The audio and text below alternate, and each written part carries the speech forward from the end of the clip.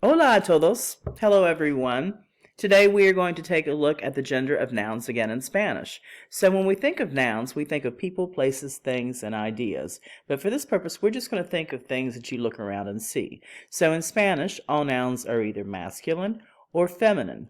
Everything is a he or a she. There is no it. For example, escritorio, which is desk, is masculine, but then you have the word mesa, which is table, and that's feminine.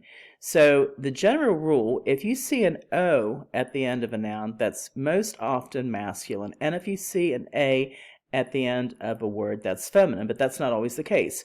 Also, you have words like árbol, which is tree, and flor, which is flower, and you say, how do you know the gender of the word? So in this case, you would go to a Spanish dictionary. If you see an M next to the word, it's masculine, and if you see an F next to the word, it's feminine.